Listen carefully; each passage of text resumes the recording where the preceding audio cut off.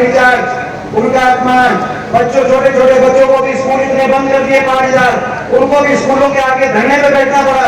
छोटे छोटे बच्चों को पहली बार देखा, लेकिन कस समझ नहीं हुई सरकार, एक स्कूल भी दोबारा से खोला नहीं। छोटे छोटे बच्चों का, हमारे देश के भविष्य का अपमान। हमारी जो बेटियां, जिन बेटियों को अपने न्याय के लिए जो दिल्ली जंतर मंतर पर बैठी, उनका क्या कसूर था उन बेटियों का? ये बाबा साहब की प्रतिमा के सामने मैं इस संविधान की परछाई में पूछना चाहता हूं, इस संविधान में सबको बराबरी का अधिकार है, इन बेटियों को भी उतना ही बराबरी का अधिकार था।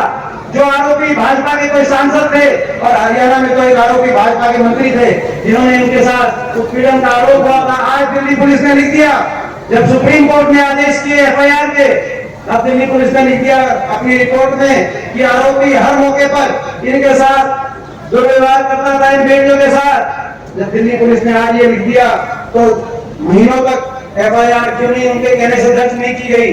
क्या कसूर था उनका? अगर देश में बराबरी है, मैं बाबा साहब से एक परछाई में पूछना चाहता हूं, तो इन बेटियों का क्या कसूर था? तो देश है जहां अपनी दुश्मन की बहन बेटी की इज्जत को भी अपनी इज्जत माना जाता है, और यहाँ पे इतना अहंकार कि उन बेटियों का अपमान दिल्ली की सड़कों में न सिर्फ घसीटा गया, मगर सदन में खड़े होकर मुख्यमंत्री जी खट्टर साहब ने जब ये बात आई कि आरोपी संदीप सिंह को कैबिनेट से हटाया जाए, तो उन्होंने सदन में खड़े होकर कह दिया इतने घमंड में और इतने अहंकार में कि संदीप सिंह मंत्री हैं और मंत्री रहेंगे। आज मैं भी कहना चाहता हूं खट्टर साहब को और पूरी बीजेपी को, अहंकारी बीजेपी को कहना चाहता हूं, आपका अहंकार हम तोड़ेंगे। ये अहंकार जाएगा, अहंकार का स्थान लोकतंत्र में, अहंकार का स्थान नहीं होना चाहिए। लोकतंत्र में संवाद का, संवेदनशीलता का और लोगों के मान सम्मान से लोकतंत्र में सरकारें चलाई जानी चाहिए। अहंकार से लोकतंत्र में लोगों की जन भावना को रोना नहीं जाना चाहिए। लेकिन आज ये लड़ाई है, आज ये लड़ाई हरियाणा को बचाने की भी है और अपने इलाके को आगे लेके जाने की भी लड़ाई है। पहले भी अपने इलाके में, झज्जर में जो हो सकता था क्या 10 साल में, मैं पूछना चाहता हूं अपने इलाके का, रोहतक का, झज्जर का, अपने इलाके का नक्शा बता था कि नहीं बता था? दिल्ली के एक तरफ नोएडा गुड़गांव, दूसरी तरफ रोहतक लोकसभा क्षेत्र, सरकारें आई गई, लेकिन जब मुझे पहली बार यहाँ से सांसद बनने का अवसर मिला तो दिल में ऐसी टीस थी कि दिल्ली के नजदीक हम भी उतने ही हैं, लेकिन इस तरफ विकास की दिशा क्यों नहीं हुई? और उस सोच के साथ कहीं रिलायंस का एक्सीडेंट आया, तो कहीं एम्स आया, कहीं भागलपुर तक मेट्रो आई, तो कहीं रेल की लाइन बिछी 1080 किलोमीटर नेशनल हाईवे उस समय हमारे इलाके के अंदर मंजूर हुई।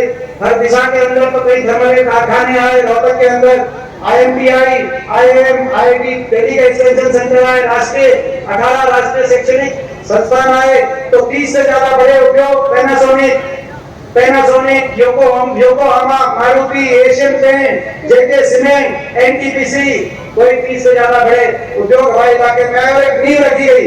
हम आगे बढ़ रहे थे, मगर अच्छे दिनों के चक्कर में बदलाव आ गया और उस आगे बढ़ने की प्रगति भी उस पर ब्रेक आ गया।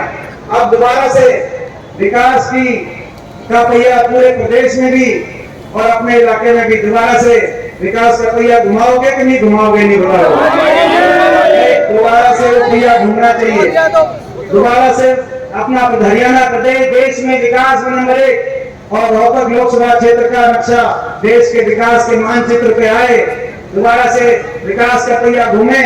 आने वाले समय में दिल्ली के चारों तरफ, जैसे भी कहा गया, दिल्ली के चारों तरफ विकास हो, और भाई दिल्ली के चारों तरफ इस रूप से विकास हो कि दिल्ली के चारों तरफ झज्जर और रोहतक में नोएडा और गुड़गांव से कोई कसर ना रहे, बराबर जो है वो विकास हमारी अगली पीढ़ी को अवसर मिले। ये हमारी सोच है और इस सोच से जो हम इस सोच को लेकर आगे बढ़ते हैं, हमारी सोच आपस में प्यार की सोच है, आपस में भाईचारे की सोच है। मुझे गर्व है इस बात का। हमारी सरकार है 10 साल, लेकिन 10 साल उस सरकार में भाजपा ने और बाकी विपक्ष ने तरह तरह के हम पे जो है, किसी भी विपक्ष का काम होता है, तरह तरह की हमारे लिए बात तो कही, लेकिन आपस के भाईचारे में कटुता पैदा करने वाला कभी के अंदर समय नहीं आया। तो आज हमारी सोच के साथ हम आगे बढ़ रहे हैं। तो इस सोच में ये चुनाव ऐसा चुनाव है जो आपको और हमको मिलकर करना है, क्योंकि इनके पास बहुत साधन हैं।